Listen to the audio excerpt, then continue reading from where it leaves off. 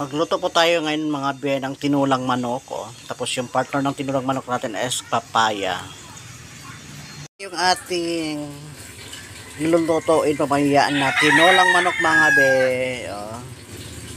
Yung ating kasangkapan, bombay, ginger at ahos or bawang. Pagkatapos yan po is manok naman po yung ating ilagay. Yan na po mga be yung ating tinulang manok be. Wala pa yung tubig. Yan na mga bilin na gila ng tubig. Pero dagdagan pa yan natin namaya kasi marami kami dito sa bahay mga be.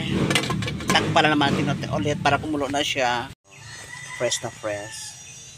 Yung ating papaya oh. Naka-ready na siya. Yung ating tinulang manok mga be es kumulo na siya. Es mag-anda na lang po tayo na maluto siya para siya lumambot mga be. Ang sawa. Takpan na natin ulit mga be. Ngayon po is magpakain tayo kay mother ng tanghalian ka mga be. Yung kay mother ulam po is isang paang manok.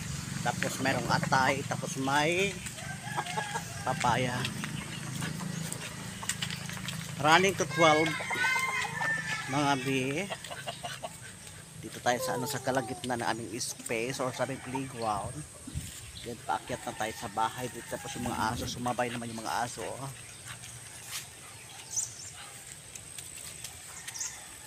Shout out po kay Norberto Tanyo. Shout out. Paakyat na tayo sa itaas mga be.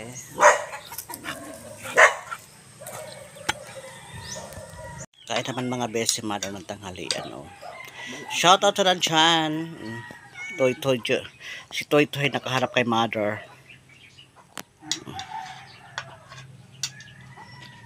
Tapos yung pusa nandyan oh. Naghigop si mother ng sabaw oh.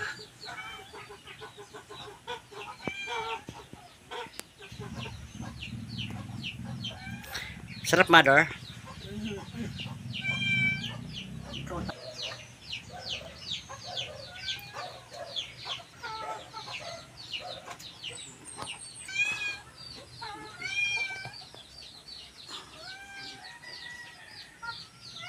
Kagatin mo.